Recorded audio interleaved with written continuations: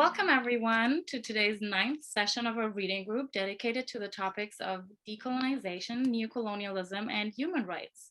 Today, I have the pleasure to introduce Kaiama Glover, who is Anne Whitney Olin Professor of French and Africana Studies and Faculty Director of the Barnett Digital Humanities Center.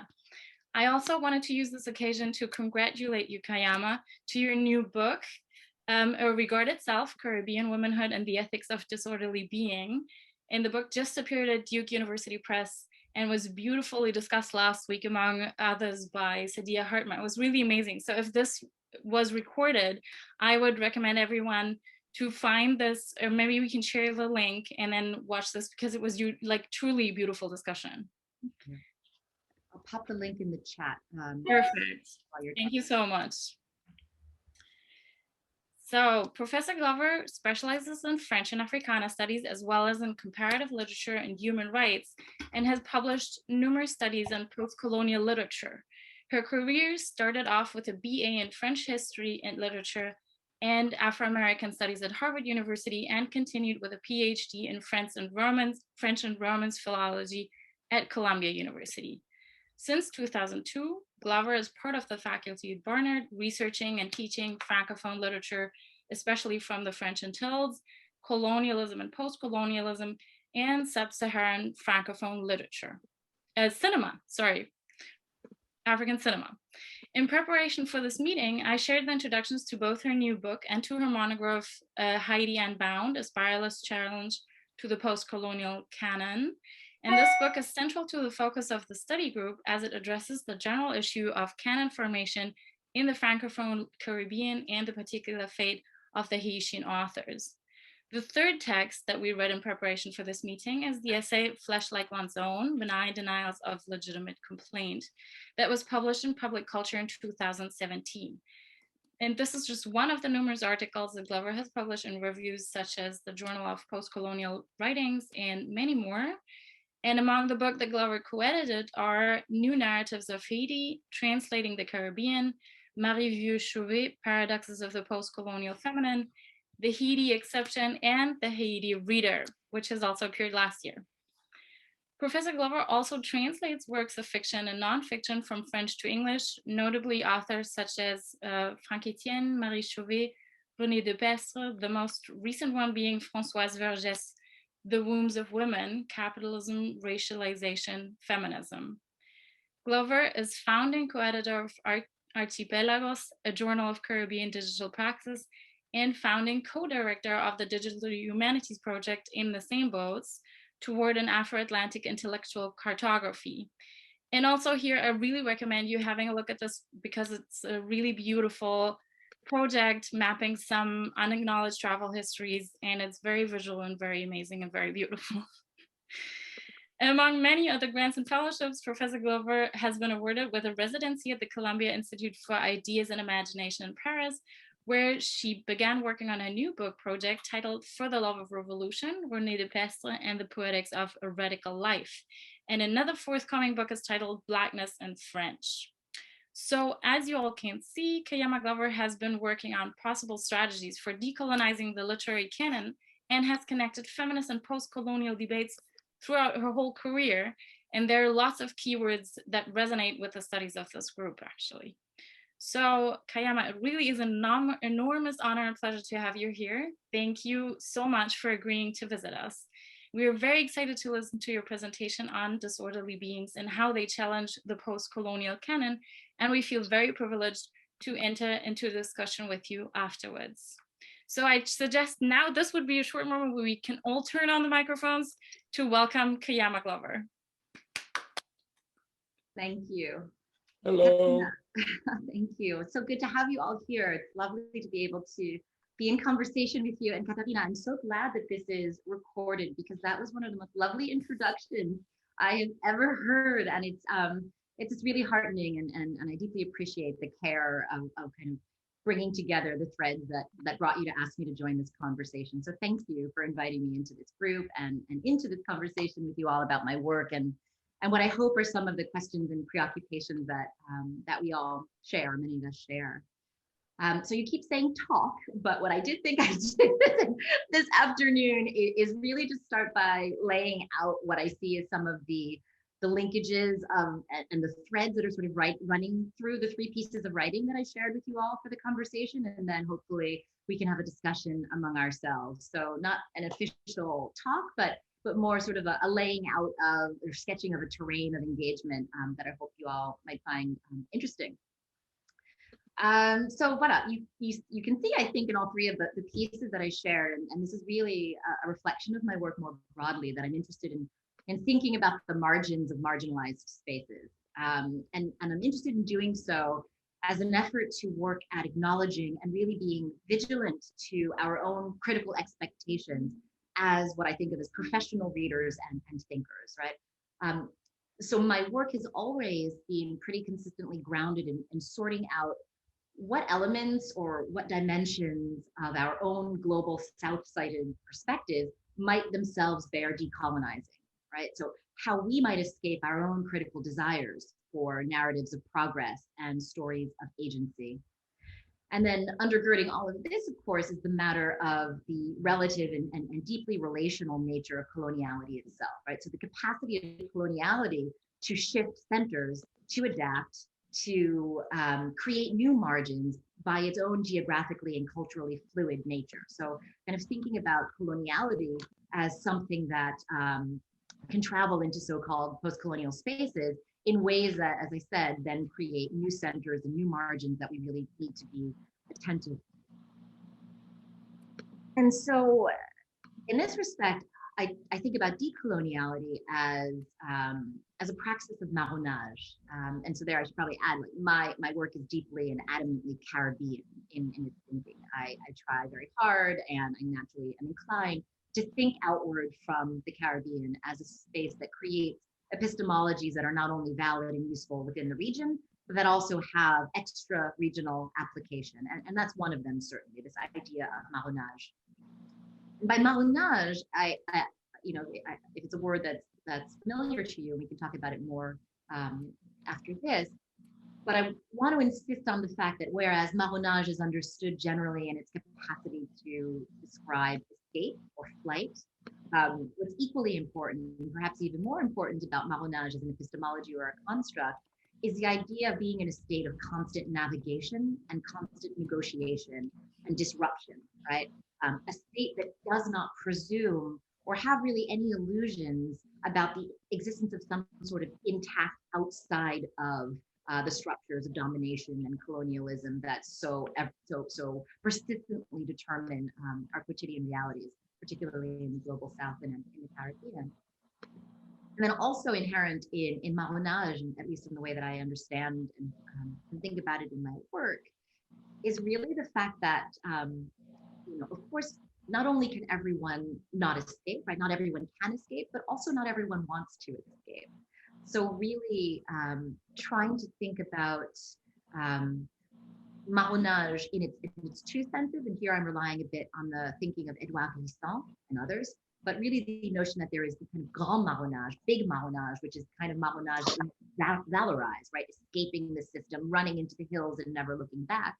But that as important and as necessary to attend to as theorists, thinkers, critics, pedagogues, is about petit marronage, smaller forms of marronage that might, you could translate this into the Dissertelian notions of tactics and strategies, certainly. But the idea of petit marronage as being, as I said earlier, forms of negotiation and navigation that allow us to survive in punctual moments of crisis or in quotidian reality.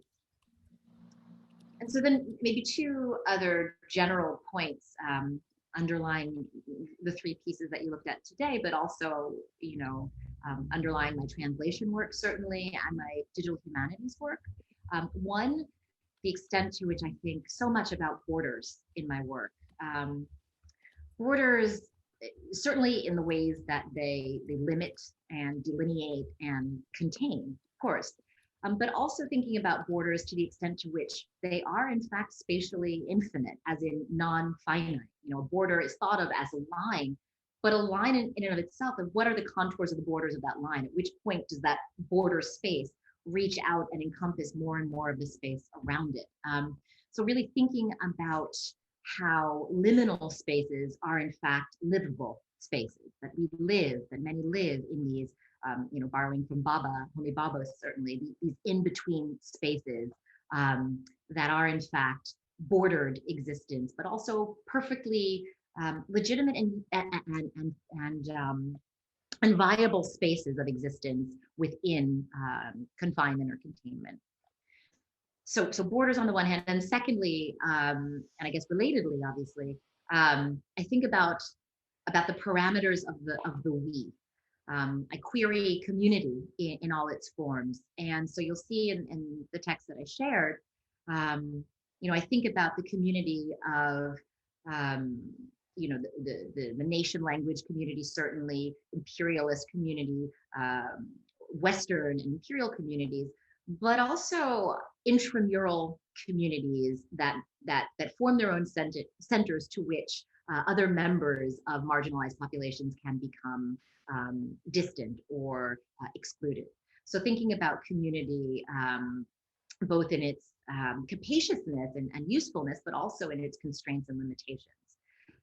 So those are the concerns I'd say that permeate the three pieces we'll talk about this afternoon. And then if it's all right, I thought maybe I'd just kind of talk specifically about each of them, and then we can pick up on what interests you all or doesn't, or etc. So the oldest piece is this introduction to Haiti Unbound, which really emerged from, I was going to say my observation of, but if I'm more honest, my frustration with the ironies of France's persistent authority in the domain of literary francophonie, right? So more specifically, I'd say that the extent to which the metropolitan French investment in theory has generated a Franco-Caribbean canon that's then sanctified by a Western literary institution, right? So the extent to which a reliance on theory as authority in the Caribbean has led to the exceptionalizing of Haiti and a broader phenomenon of what I've called in following Kenneth Anthony Appiah, a phenomenon of space clearing among Caribbean writers.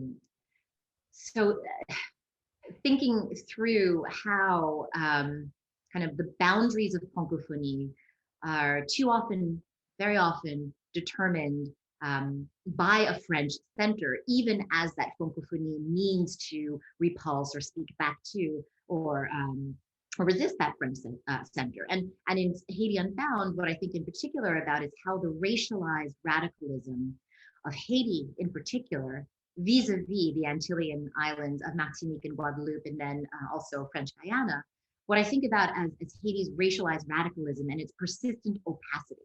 And that opacity, obviously it's another Glissantian construct, but thinking about that opacity vis-a-vis what I consider the move towards transparency that, despite itself, informs canonical French Caribbean literati, right? So the extent to which theorization and a move towards self-explanation in Francophone Antillean literature, including the writer I've already referenced 2 times, Edouard Glissant, and the notion of anti-anité, but obviously thinking also about Aimé Césaire Négritude, about Chamoiseau, Confiant, and Bernabé en créolité, how these sort of canonizations of French Caribbean literature echo a desire for transparency that we see coming from the French metropolitan space. And so what that meant for me in Haiti Unbound was looking closely at Haiti and at Haitian letters as a site of epistemological excess, as this sort of exception that, while it's ostensibly heralded for its inherent resistance, it's also left a certain isolation or omission with respect to certain kinds of important conversations that are being had. So this sort of double-edged sword wherein, Haiti is being lauded and exemplary for its infamous revolution of 1804, but at the same time, more or less explicitly isolated and relegated to the margins because of what's seen as this insurmountable difference with respect to the rest of the French-speaking post-colonial world. And so I kind of tackled these broader questions by looking specifically at a group of writers, the spiralist authors, Franck Etienne, Jean-Claude Fingrelet, and René Philoptet, this group of writers who had not, in fact, unlike many of their compatriots, had not left the physical space of Haiti in the 20th century when so many Haitian intellectuals and writers fled the suffocating dictatorship of François and Jean-Claude Duvalier. So these Haitian writers who remained very adamantly within the borders of the Haitian Republic, but who nonetheless understood themselves to be in conversation beyond the borders of their island. So this, to me, was a point of departure for thinking about what it means to have to choose between freedom as opacity and freedom as physical situatedness, between that freedom and a certain kind of capital success, right? Especially where insularity and idiosyncrasy are desired material conditions, right? So where these three authors made the choice to remain in Haiti, not so much, it's a subtle distinction, for fear of leaving, but for fear of not being able to return, right? So their understanding that the most important thing to them and their contribution in aesthetics, literature, philosophy, ethics, what have you, meant rootedness in the space of Haiti. And then what the cost of that rootedness has been in terms of their publication, circulation, reputation, translation, and all of the things. So that was Haiti Unbound. And then moving on, at least chronologically, to Flesh Like One's Own, this article that I wrote. I'm still obviously thinking about Haiti there. But in that instance, my concern or my question was how Haiti has been discursively constructed in ways that echo, but are distinct from its colonial relationship to the putatively former French colonial empire. So how Haiti functions with respect to new imperialist constructions around global Blackness, and especially around global Blackness as a threat to the human more broadly. So what I tried to do in this article was to think about the specific ways that Haiti has served as a cipher for material concerns about race, refugeeism, and borders, particularly in the wake of the humanitarian crisis and the natural disaster, the man-made natural disaster that was the January 2010 earthquake, and sort of all the discourse that came out of that moment where global attention was focused on Haiti in ways that were, while ostensibly sympathetic, were by no means empathetic and relied on narratives of Haiti that were very much colonial and problematic. Specifically, the ways in which Haiti then, as now, and prior, has been utilized kind of as a shortcut for evoking Black ontologies of disaster. The impossibility of Black sovereignty, the bind of this resilience discourse, and then also the spatiality of the colonial, the ways in which geography and borders, of course, help us understand the difference and the distance, let's say, between the colonial subject, the persistently colonial subject, and the legitimately human subject. And so in this paper that you read, Flesh Like One's Own, I asked that we think about the usefulness, really the usefulness of images of Black abjection to contemporary border drawing, and the ways in which these images are so insidiously embedded even in so-called innocent or sympathetic popular context, like the liberal or progressive media, like humanitarianism, and like contemporary zombie narratives, where, as I argue in the paper, it seems like we've moved away from Haiti and away from race, but we're still relying on certain attendant thinking about racialism and Haiti, even where race is elided or obscured. And then the very last thing you have for this conversation is the introduction to the recently published book, A Regarded Self. I described it as an indulgently literary book because it was writing it for me.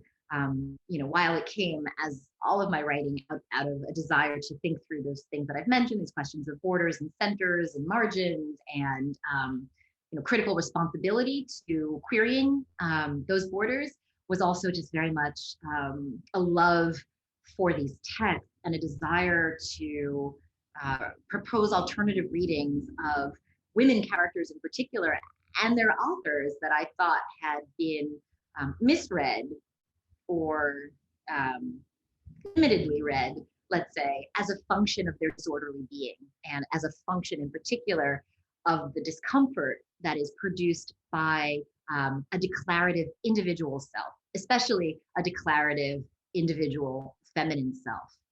So like all my work, it's situated in and thinks from the geocultural space of the Caribbean. But here I wanted to very pointedly address the critical expectations that attach to writing from that region, especially insofar as the Caribbean has been marked historically and has thought of itself as defined by resistance to the individualism of racial capitalism and Euro-North Atlantic empire. So how individualism and attention to the individual has been pathologized in a certain kind of way in as much as part of Caribbean postcoloniality relies on community, relies on the communal, relies on self-sacrifice in the interest of the communal, all as sort of in opposition to, as I said earlier, the individualist nature of capitalism and North Atlantic empire.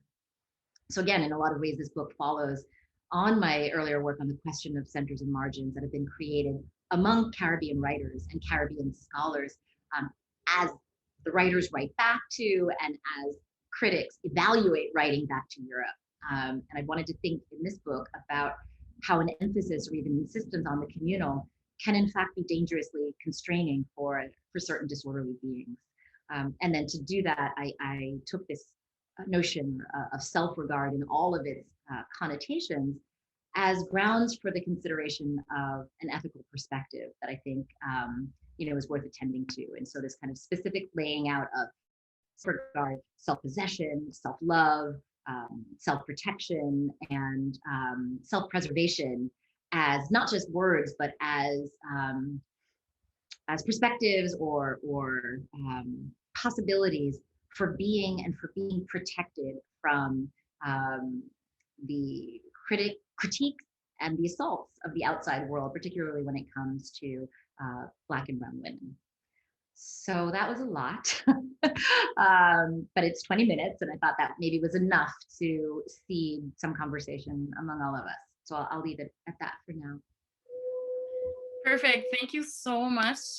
This is really, really great, especially because it's nice as both, like, everyone is on the same page now, and I think everybody will be able to connect to this because you've, not to install some sort of linearity, but in the last session we've been talking about Naoki Sakai with Bruno Bastiles and his essay The West and the Rest, where he really also talks about being in the center and being in the periphery, and how the center is like obviously always connotated as European and original and theoretical and able to create some sort of universal theory, and then all the other places in the world would only do mimicry and be the empirical realm where such a thing as theory is not even possible to think of in the first place. So I think this is a really interesting point you touch on. And the other thing is, and then 2 sessions before this, we've been talking about René Depest. So yeah, so there's really like lots of points where your work connects to what we've been doing in this group.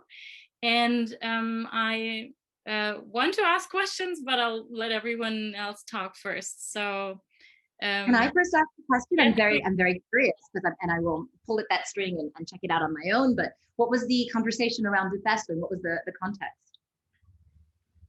Felipe, do you want to say something? You still, yes.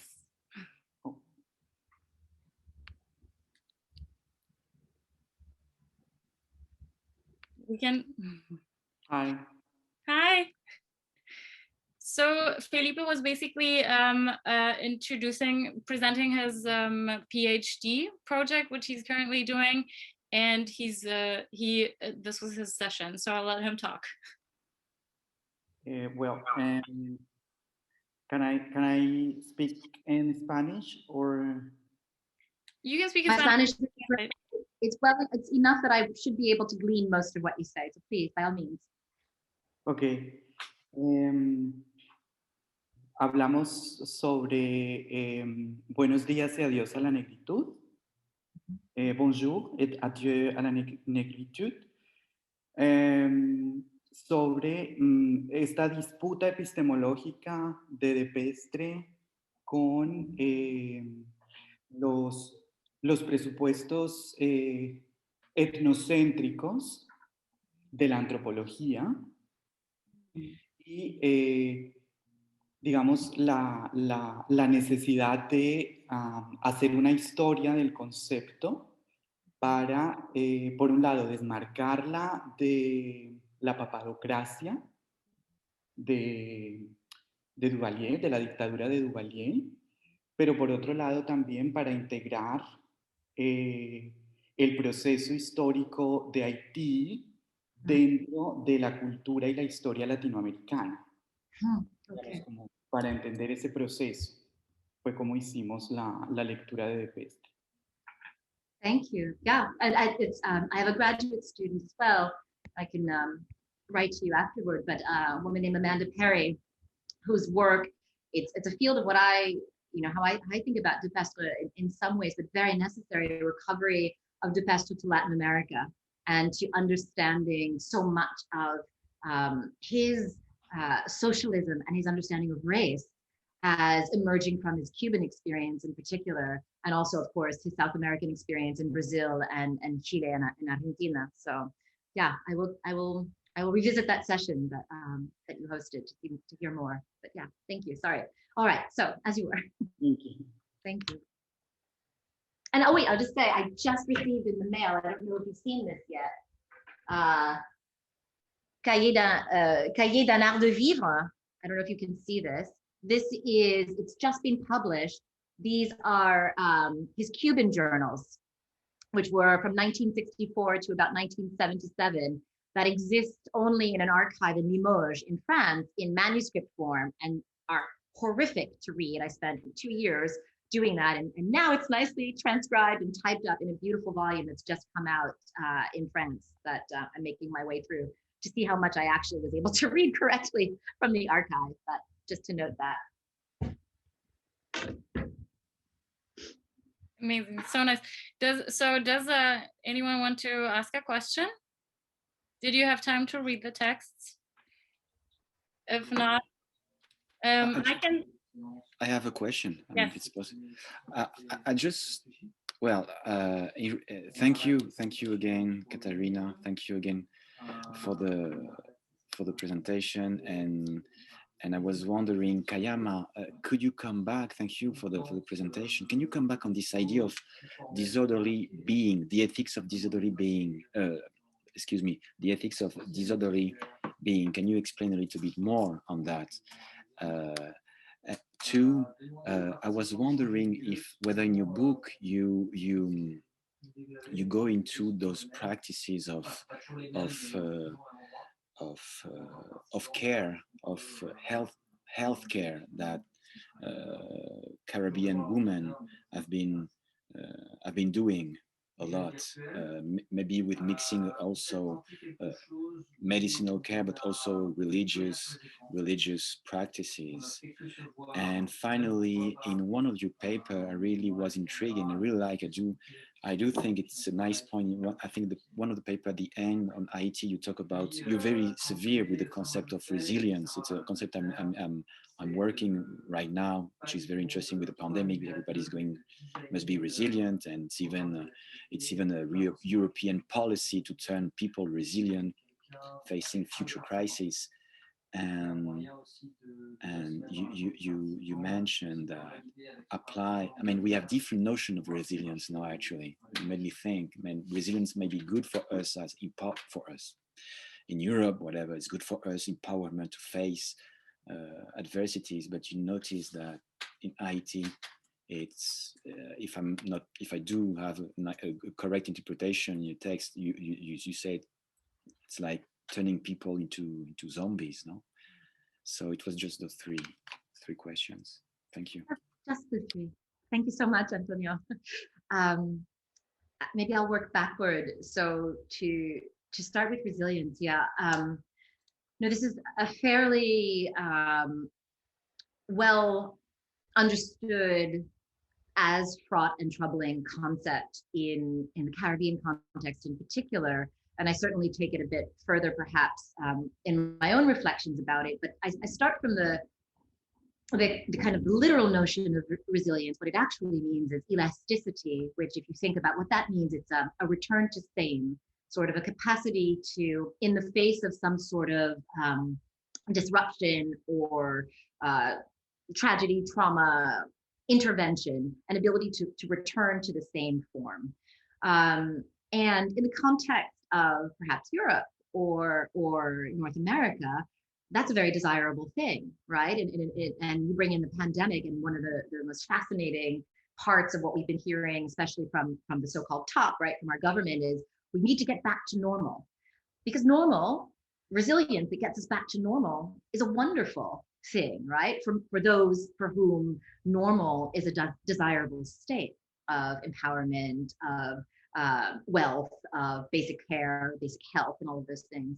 But if we think about resilience in a non-quote first world context, what does return to normal look like? What does it mean? And what does it mean to be resilient?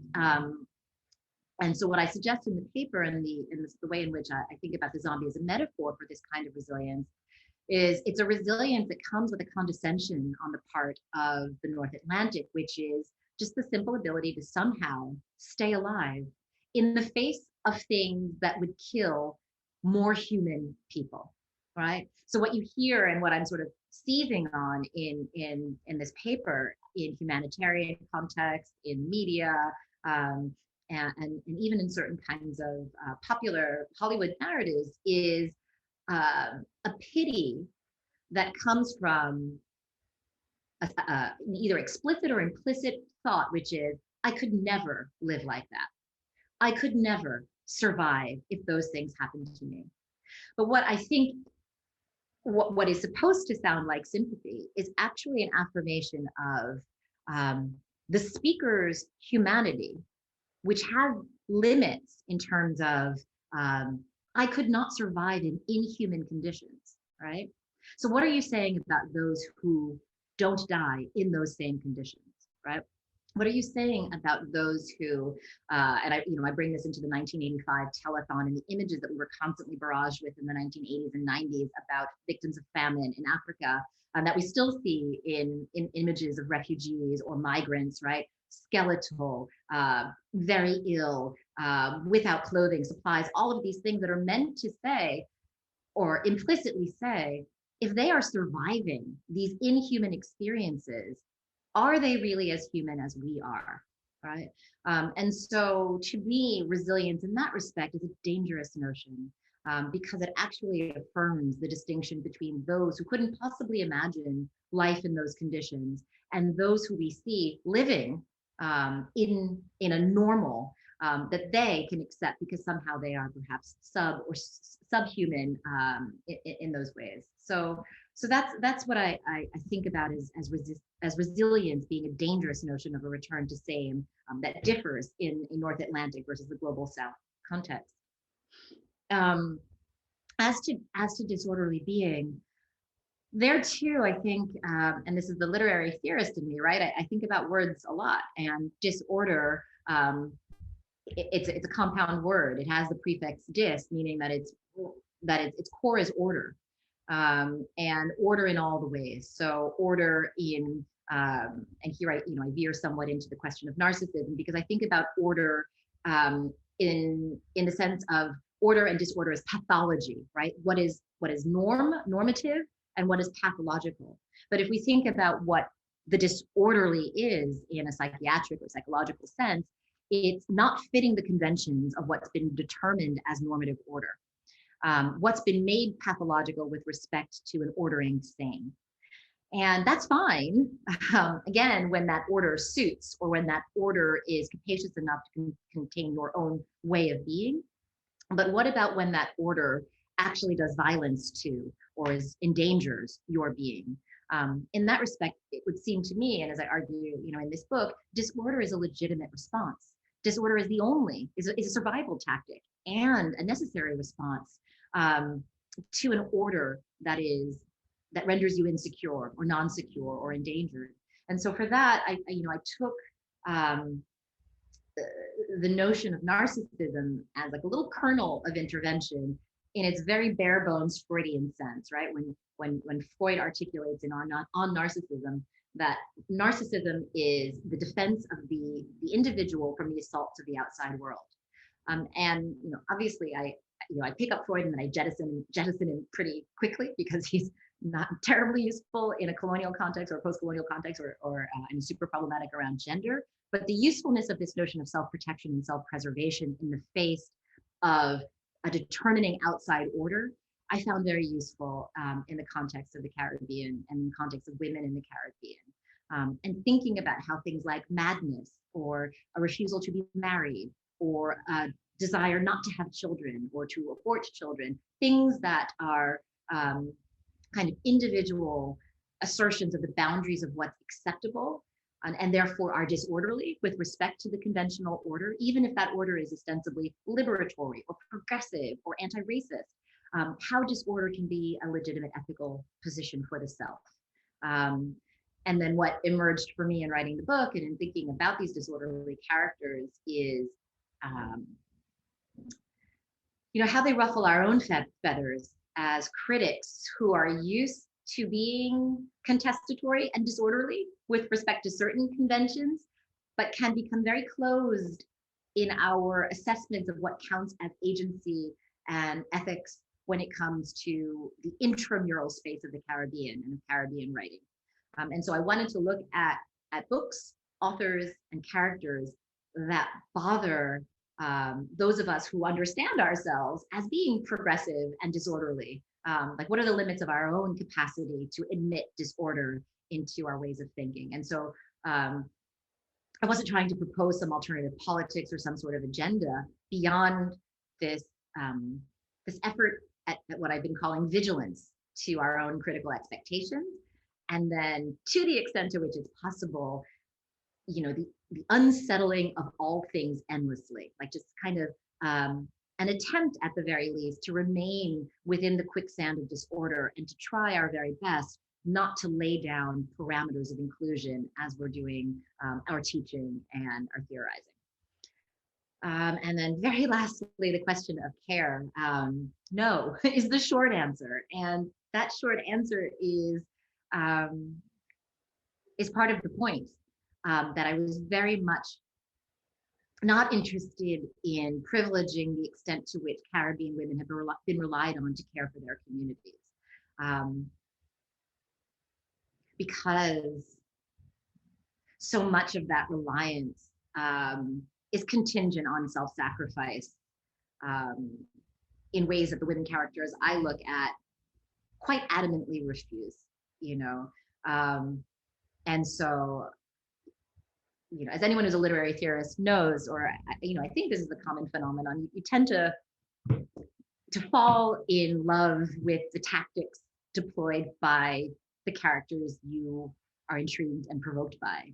And I can say that one of the most provocative dimensions of the characters I look at is their the limits to the extent to which they're willing to care, both care for in like those traditional practices of care, but also at some point to care, to be invested in communities that don't invest in them.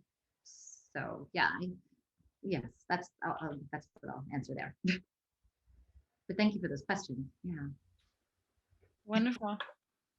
You want to answer? If not, Isa has the next question. Yeah. Please, hi. Hi, thank you so much for sharing your work with us. I think it was so interesting to hear about, especially what struck me was your introduction to the concepts you're most interested in, or which you always come back to, speaking about periphery and margins and so on.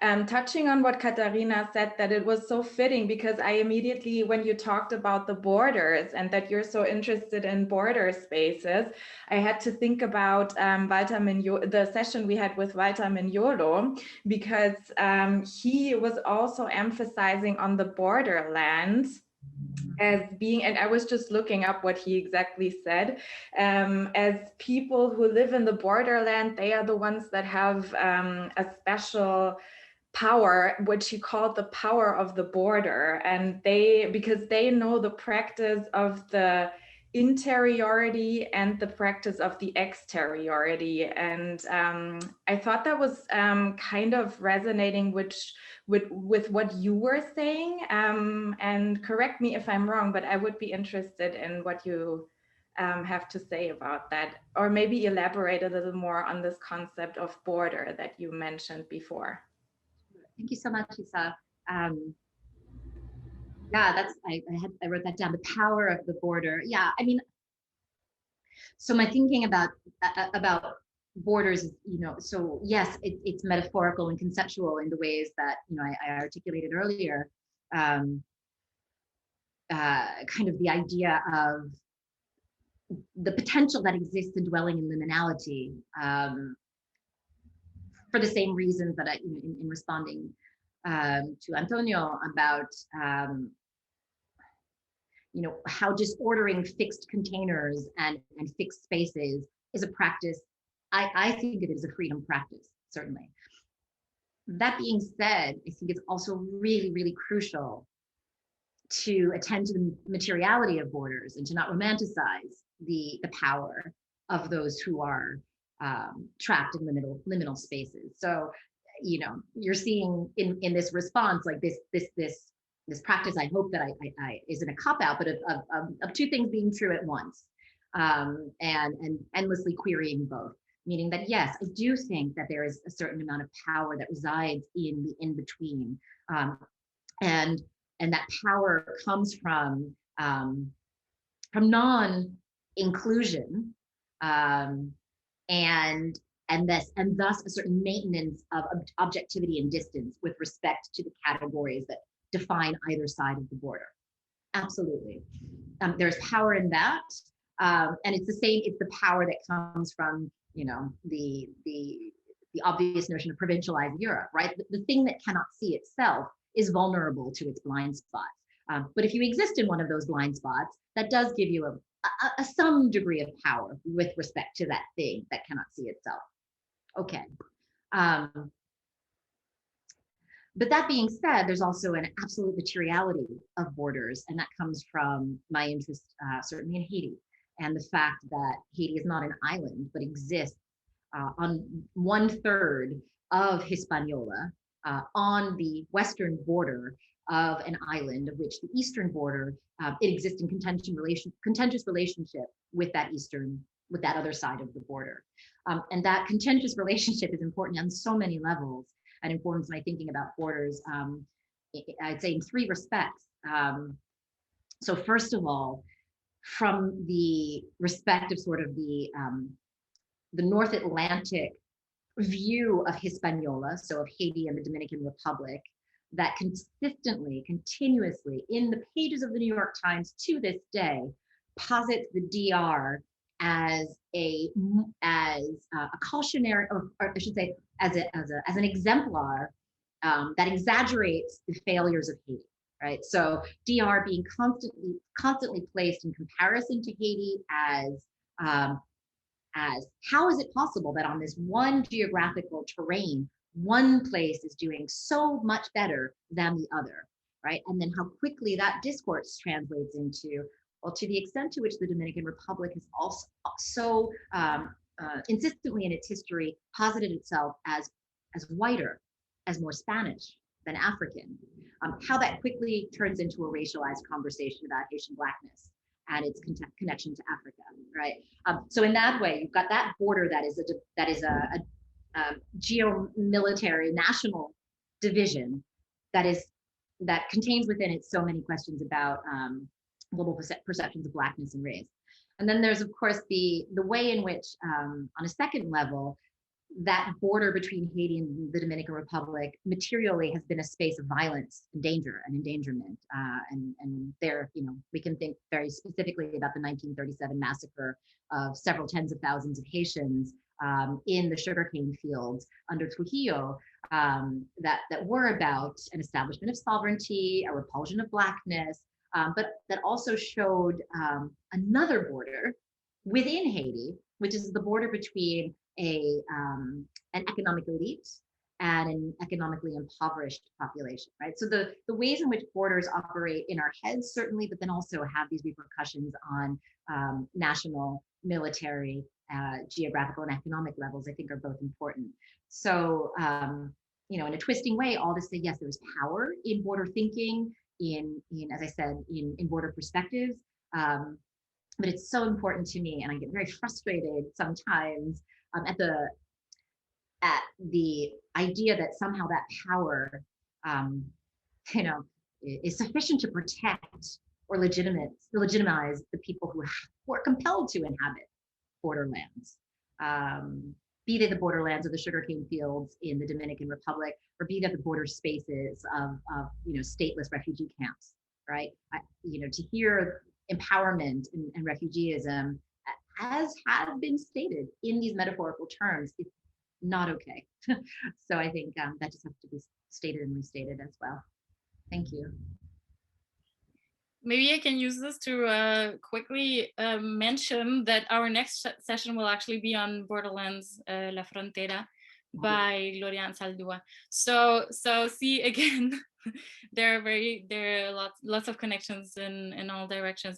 And the other thing I wanted to say is to the audience, everybody, I mean, now we turned from audience and speaker into a discussion group. So please all feel free to turn on your cameras and speak, or turn on your cameras and not speak, or speak even though your camera is turned off, whatever you prefer.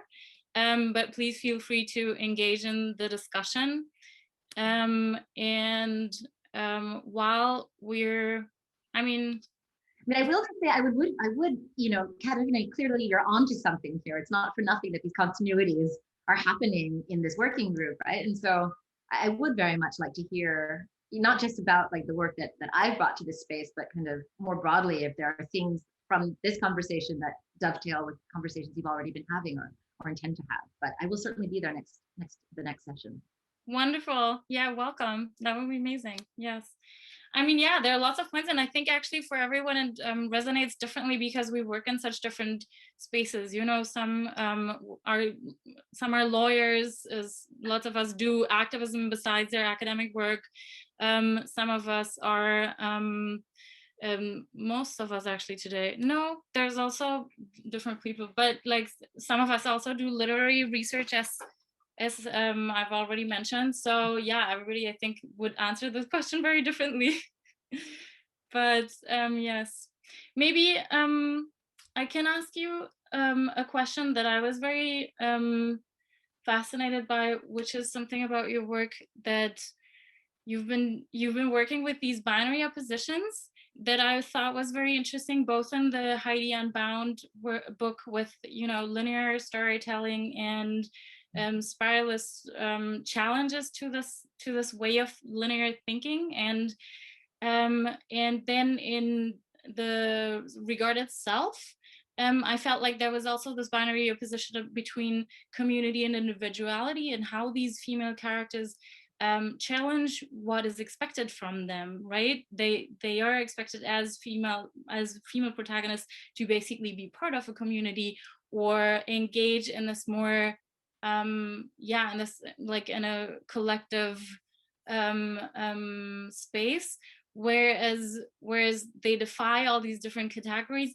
And then on the other hand, I also thought it was interesting that in your other introduction you mentioned this individuality of the, you know, the male individuality in academic stardom somehow, like all these different theorists who then seem like, or self-fashion themselves somehow into something, like into this unique voice. And I thought it was interesting to see how individuality and collective imagery is connected to gender, and how in a more broader sense maybe you could bring together the decolonial discourse and feminist narratives of, and how you, like, you know, and like the role of literature, what do you think are the potentials of literary work and storytelling, historytelling, her storytelling in this, and on this bigger sense? Yeah. Small questions. Sorry. Well, maybe where I'll enter that is just to say that yes, you're absolutely correct that you know, and it's in the introduction that you all have there, but you know, I kind of proceed through the introduction in these three categories: order, disorder, and freedom, and that's borrowed directly from this essay written by Guadeloupean writer and intellectual Maryse Condé, who wrote an article of that name published in Yale French Studies in 1993, I believe, called "Order, Disorder, Freedom in the West Indian Writer." And the whole point of that article is she takes to task as a West Indian woman writer who had found herself in the crosshairs of her compatriots, for lack of a better word, as someone who had not been sufficiently authentic in her writing, because she doesn't write in Creole, because she lived variously in the United States and in France, and et cetera, et cetera. So the point of departure for that article of hers was, you know, who are these men to tell me what to do and how to write? Or rather, to tell me that how I am and who I am is not Caribbean, authentically speaking, right? And so in my book, what I do is first attend to that question of, right, okay, so there's this sort of Caribbean canon that has done the work of silencing by its prescriptiveness the emergence of other voices, right? Such that you have this feedback loop, and you know, you all saw it in the introduction to Haiti Unbound, where you've got these writers who are not only writing books, but are writing books about the books they write, such that we theorists have rather kind of convenient ways into incorporating them into our understandings of the literature of the Francophone Caribbean. You know, we've got the tools, we've got the methodologies, and we've got the text in these really useful postcolonial packages. But then how that has kind of erected these writers into the status of figureheads who then can determine kind of the categories of legitimacy for other writers who may or may not adhere to their understandings of what Caribbean literature is and what it should do. So that was the premise, and not for nothing that those writers and their way of being and speaking in the world were very much masculinist. So the thing that I think happens differently in my book from what Condé ends up doing is that I then move from there to looking at the counter discourse of canonical women writers in the Caribbean, and to thinking about a similar, potentially dangerous, or dangerous to be, I mean, no one's going to die dangerous, but constricting way in which Caribbean women writers and writing have begun to outline certain parameters for how women should write, and authenticity around what it means to be a Caribbean woman. And that goes back a bit to you know, Antonio's first question about care.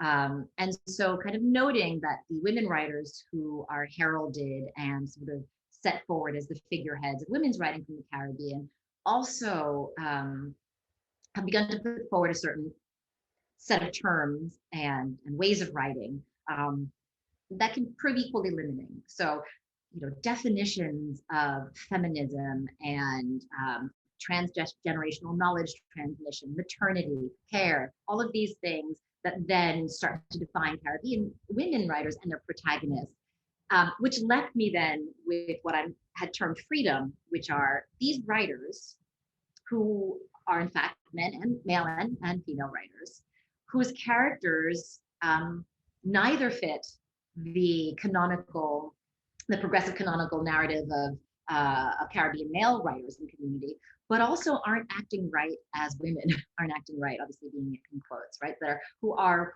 unrecognizably feminist, or who are even adamantly anti-feminist, who, as I said earlier, are bucking some of the conventions of what it means to be a woman in the Caribbean and to express one's self in the Caribbean.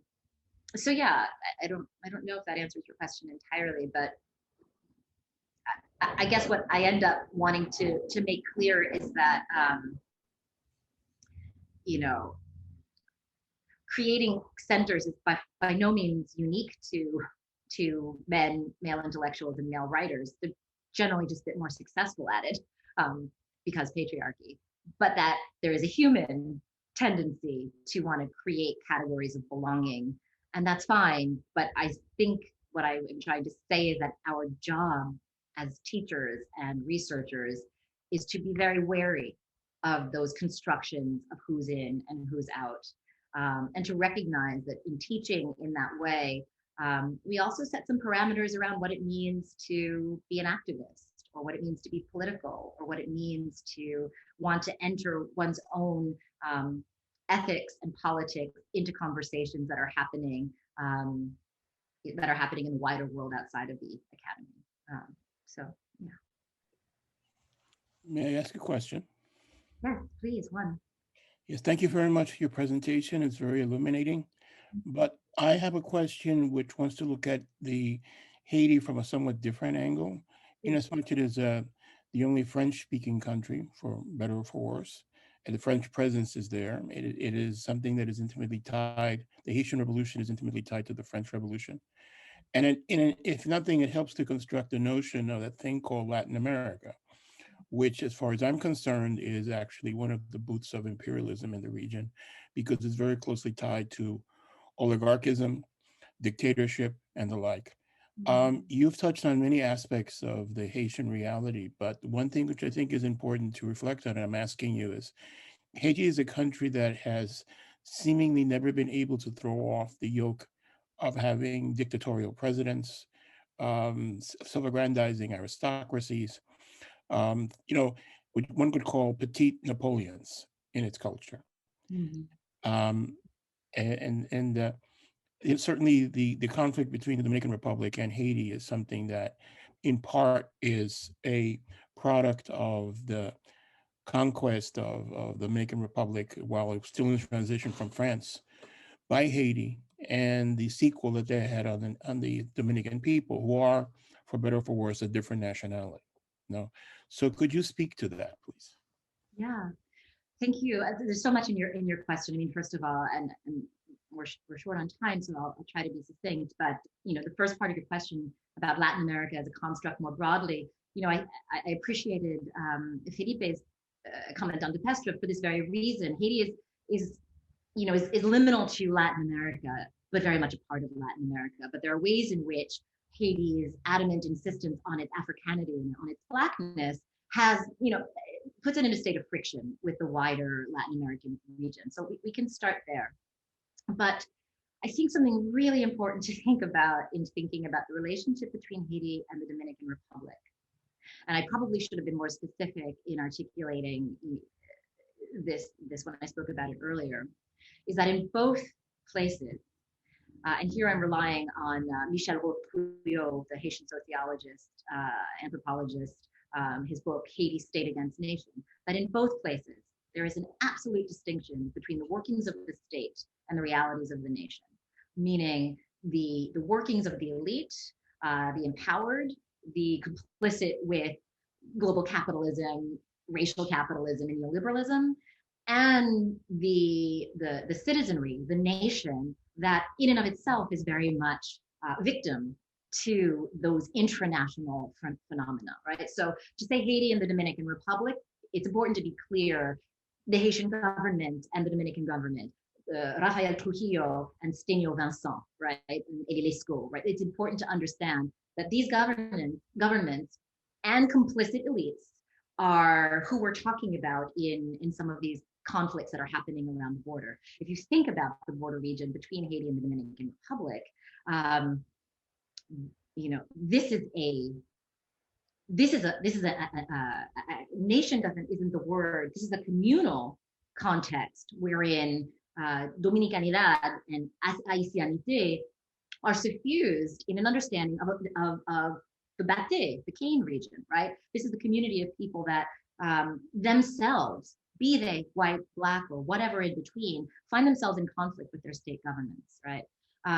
So just to say that, and I don't, and for this reason, I will say, I don't find it terribly useful to think about the battles that persist between the Dominican Republic and Haiti as something that trickled down all the way through the population, but to remain laser focused on the extent to which the United States of America in particular has intervened in Hispaniola in ways that sediment these borders around race and economics, and in ways that don't necessarily reflect the feelings or the realities of the people who are living either in the island or in diaspora, frankly. So yeah, I'll say that.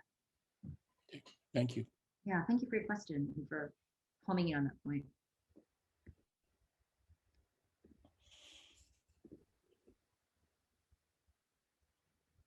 Yes, Ronald. Sorry, I was slow on the mute button. Thanks so much for your presentation, Kaiama. I learned a great deal, both from the presentation and from the text. And one thing, I guess I have a comment and a question. I really was intrigued by something from the introduction to the new book, and it was the quote of Jack Halberstam on liberal fantasies of progressive enlightenment and community cohesion.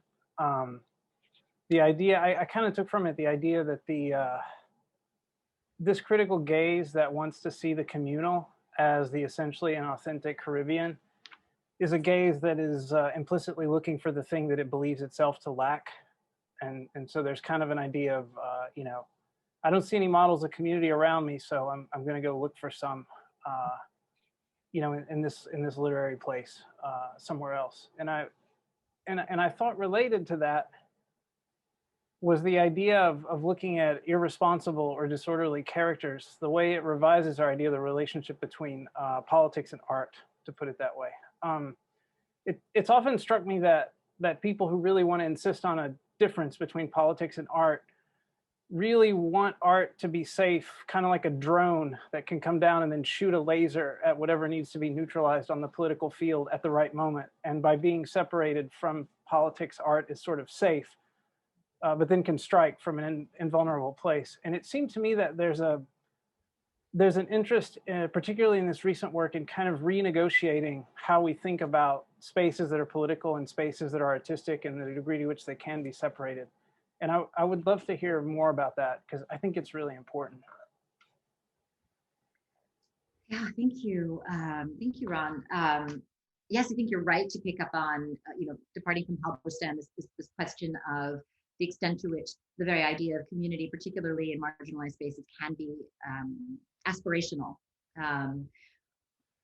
which means also then that cogs, that's not the word, like cogs in the wheel of that aspiration, that's not a working metaphor necessarily, but like those who disrupt or who derail that aspirational project become, you know, the word I was going to use was killjoy, as if it were my own word, but it's really from Sarah Ahmed, right? It's the feminist killjoy, right? So those who,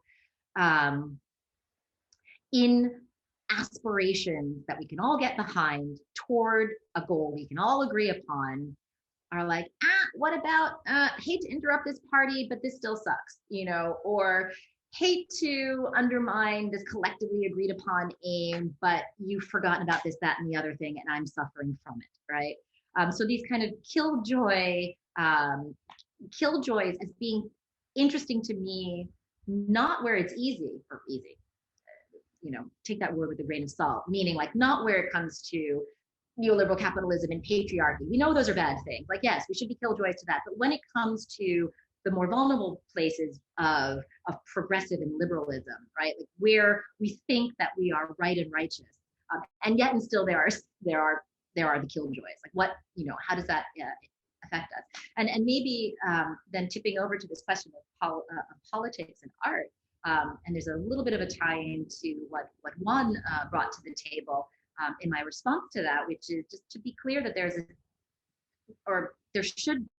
we need to understand the difference between like politics and policy. Like, you know, art may not get into the room of policy making that determines the parameters of our political existence, like, you know, how we are gerrymandered and if we can vote and whether or not we're going to jail, right? Like the policies that determine those parameters of social being.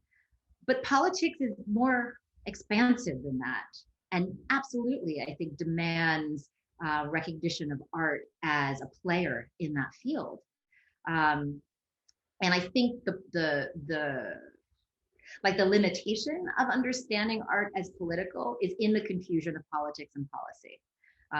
So in thinking that, well, art is not material because it doesn't yield a politics in the sense of policy in some sort of direct one-to-one way, but it certainly determines politics, right? But it certainly determines our ways of thinking about, if we should be governed and how.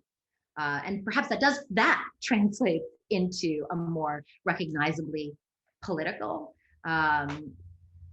but it is its own valid and valuable thing, I would say. And when we are in context, not to ring the same bell over and over, but I do think it fits. When we are in contexts, like the ones that, I think about in the Caribbean, Haiti in particular, and beyond, though, when we're in context where there is a border between the nation and the state, where the nation doesn't necessarily have access to the policies that emerge from politics, art is the best way into some sort of conversation around the material conditions of being. The caveat to that I want to be equally clear to speak out is, you're walking on this fine line because there's a danger. I'm overusing the word danger. There's a risk in expecting that all global South creative and aesthetic production is first and foremost political. My first book was about an aesthetic, and for a real reason. And when I called this next book Adamantly Literary, it's for a real reason, because of the fact that there is this tendency to dissolve Caribbean artistic and aesthetic production into social realism and policy aimed politics, let's say. So yeah, just working a boundary there that I don't want to have sedimented, but your point is very well taken. I hope that was a response. That was a lot, meandering. Thanks. Thank you, Ron.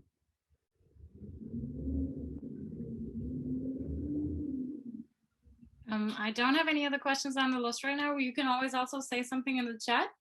I do have another question that is somewhat different from this, although obviously it's also the political agency of the protagonists within the artwork. So I wanted to ask about somehow I was very, how do I ask this? So I was very fascinated by how you point out that the characters, the protagonists you talk about in the Disorderly Beings, reclaim some sort of female agency on eroticism that is usually denied to them. Like women obviously are not supposed to have an erotic agency in general, and then a Black woman obviously is even more in danger of, now I'm also using the word danger, of being fetishized and exoticized, etc. And like also Bell Hooks and Angela Davis obviously talk about how which very narrow categories are there for Black women, and these books actually really defy these categories and really reclaim this realm for women. And I thought this was very powerful. So this is more of a comment than a question, sorry. Maybe I'll just say that I actually do think that in the context of the women that I talked about here specifically, and in the Caribbean perhaps a little bit more broadly, danger is not a misplaced term when it comes to expressions of sexuality. Two of the women characters that are in this book are enslaved women. So to the extent to which they insist on their own erotic agency, they very much and very knowingly place themselves in danger. Another of the characters that I discuss in the book is a victim of political rape, and and this happens within her own home. So kind of the question of domesticity and the extent to which for women the private sphere is not outside of the public sphere, is very much a part of erotic agency, right? For another of the characters, you know, at the risk of a spoiler alert, you know, she's turned into a zombie. I argue largely in an effort to contain her sexuality, as who she is in her community hinges on her being pure and being a virgin. And when she's zombified, she escapes. She ostensibly never has sex. So we find out differently later in the novel. It's such a great novel. I highly recommend reading it. And then for still another character, maybe my favorite character, this is Suela in Jamaica Kincaid's The Autobiography of My Mother. She does the unthinkable, sort of claiming of erotic domination over a series of men who, for, you know, the way the world works, she should be submissive to all of them. And, you know, so I do a reading of her that tips into kind of questions of sadomasochism and BDSM, and kind of really thinking about, there are life and death stakes to the erotic when it comes to women in certain communities. And so that part of the, not just the provocation, but the, you know, the claim that's being made in some of these works is, you know, let us think hard about how progressive and liberal we really are if, you know, erotic agency from certain beings unsettles us in ways that have us exclude or condemn them. And yeah, I'm smiling because I think that's one of the fascinating through lines of this corpus of text is, you know, how many ways in a patriarchal, putatively post-colonial context, how many rules are broken by the simple fact of demanding erotic self-satisfaction in these communities, and how courageous and shockingly insightful I find these writings of women, configurations of women characters who take those risks, knowing how endangered they make themselves in so doing. So yeah, there's a place I think danger does fit in thinking about the social phenomenon of the erotic. Yeah.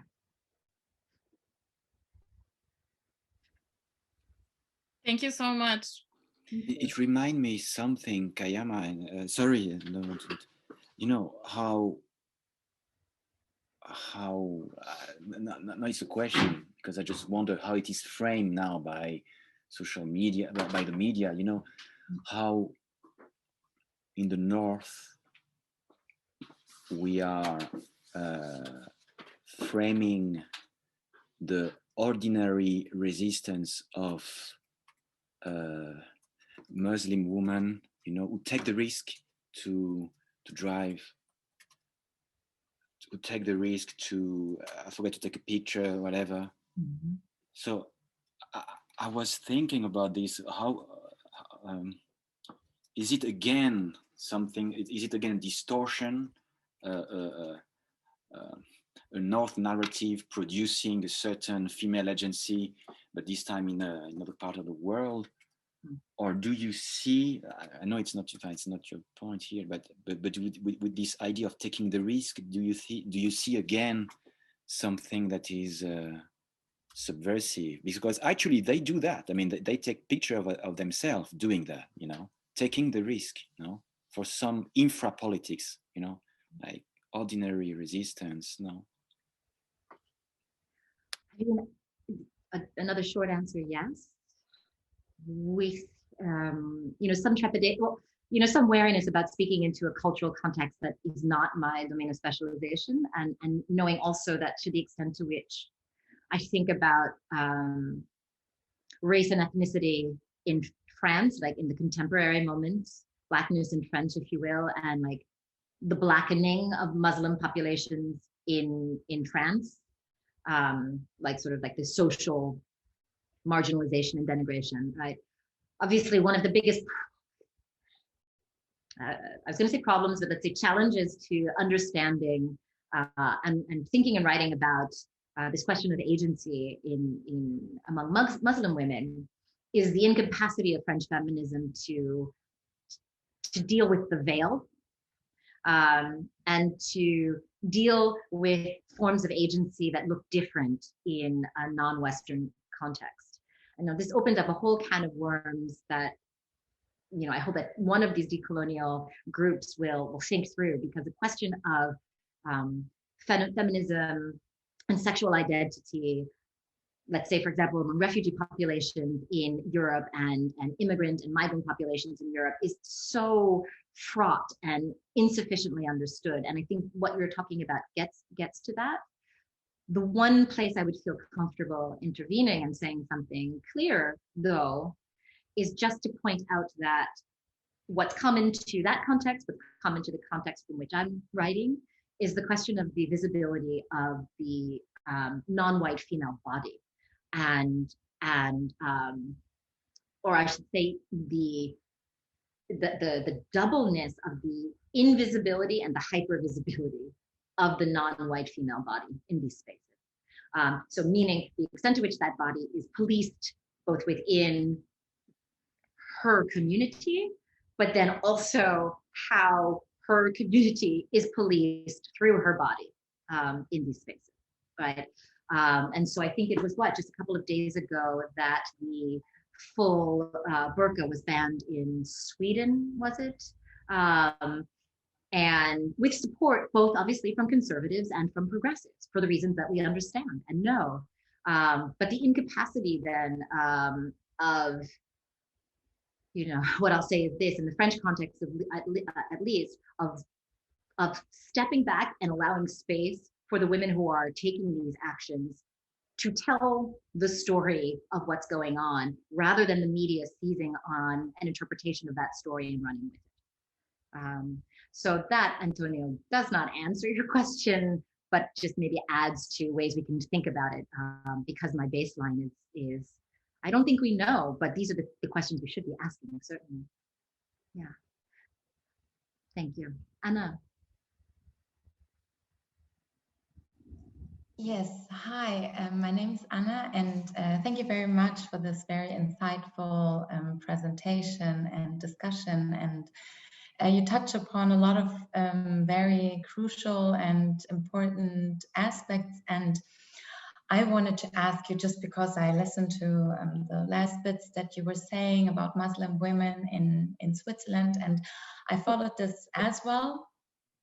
And I have a good friend, and she's a Muslim woman, and she's a Black French woman as well. And she works for an organization that deals with international humanitarian law. And she recently shared an article that made me think about certain aspects that I work with. I'm a lawyer, and it was about who we deem to be vulnerable and who we group as victims. And in the end of the day, I understand that, you know, there are always these noble aims that you have in wanting to protect vulnerable groups and people, but it clearly said that assuming that women, especially in warfare, and Muslim women in conflict, that they're automatically vulnerable, and that they're in this group will deprive them of agency. And I had to check myself in that regard as well, because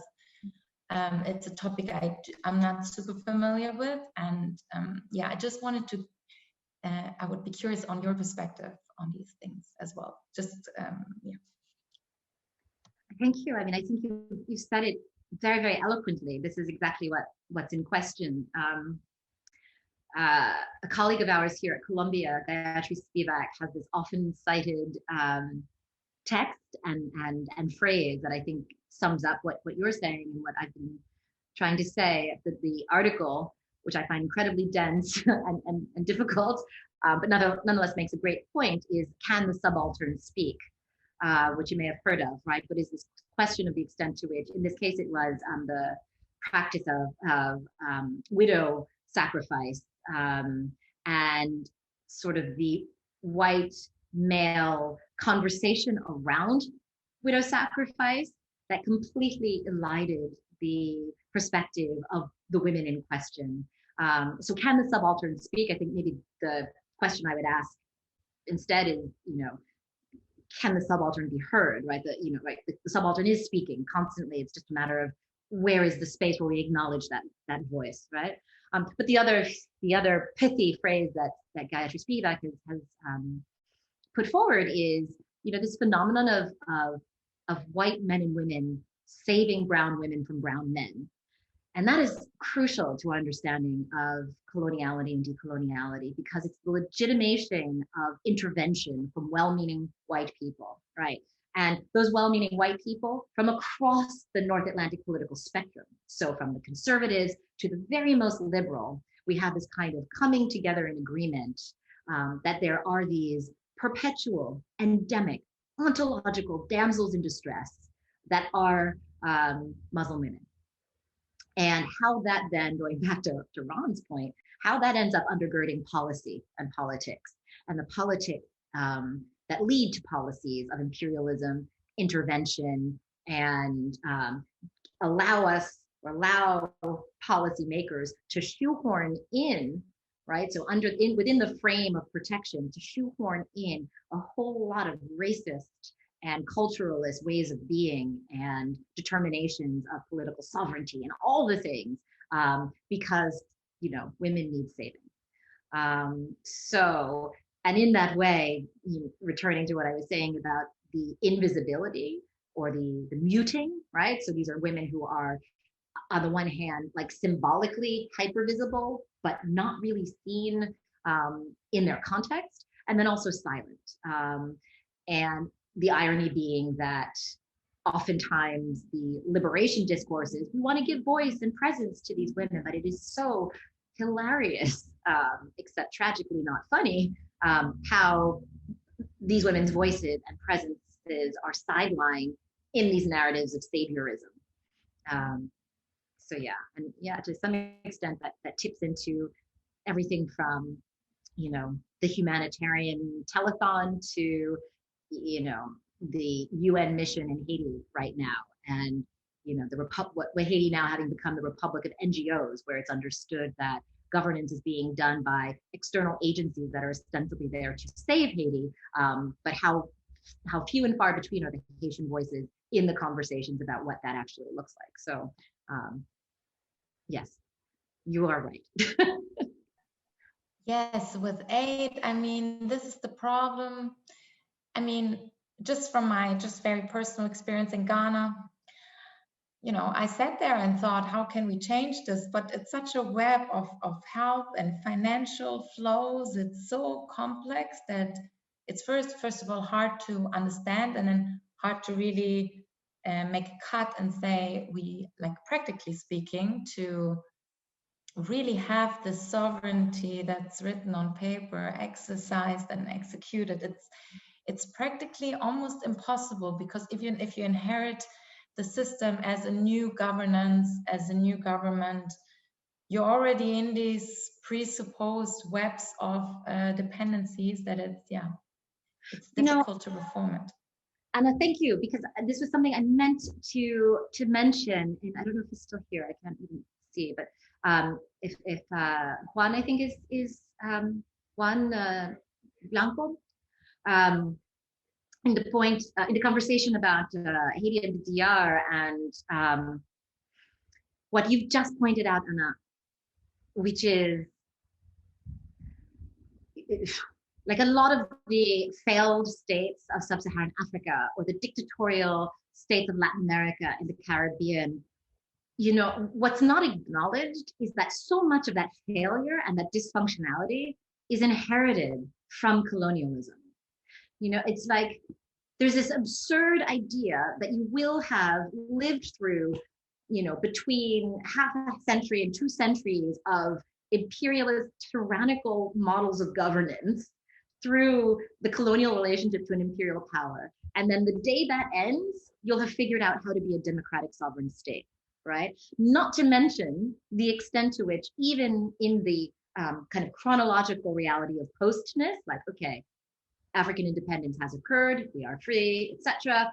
Haitian revolution has occurred, onward with governance, that, as you say, the web of imbrication with the wider world, the contingencies and the compromises and the obligations that remain in place well after the official chronological end to colonialism are hobbling of nascent democracies and nation states. And I think that's so crucial to keep in mind when we talk about failed states and dictatorial governments in Latin America. They don't emerge from some sort of endemic incapacity for brown and Black people to rule in democratic ways.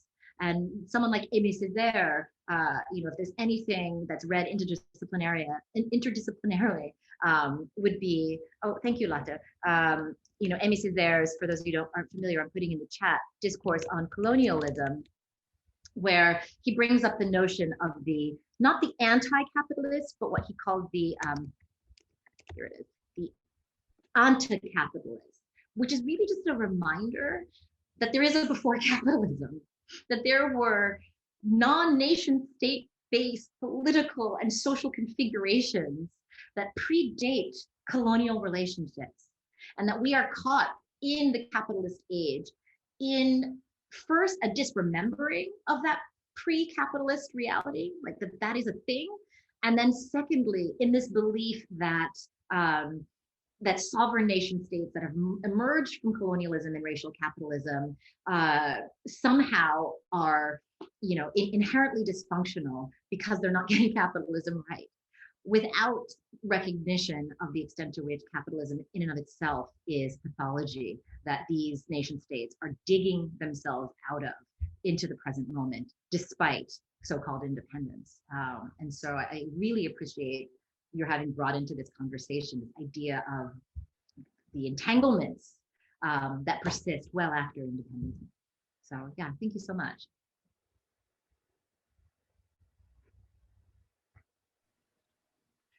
Perfect. I actually think if no one else has water is crawling into the room. Oh, we can't see them. Hi.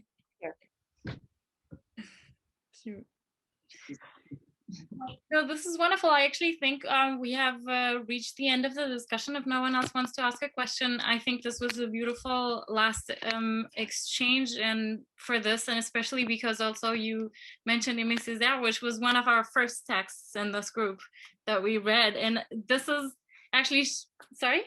Oh, great. I'm thrilled. So you're familiar with it. Yeah. Okay. Yes. So it actually feels like the longer we do this, the more sense it makes, and the more interesting the discussions become, because we do establish this common ground, and now we can, now we share the same readings, and now we can bring this all together. And who knows, maybe we'll come up with some new decolonial theory at the end of this. So thank you all so much for participating. Thank you again, Kaiama. This was really, really wonderful. I do think we will all integrate your work into our works from now on, and we'll let you know what we're doing. No, I'll be back on the other side of the Zoom participating. Yes, please. With you. So thank you so much for this invitation. I really enjoyed speaking with you all. Really. Wonderful. Thank you all so much. Good night to those who are in Europe, and have a beautiful afternoon to those who are somewhere on the other side of the ocean. Take care. Thank you, Catarina, for organizing. Bye. Nice. Thank you. It was amazing. Thank you. Thank you. Thank you.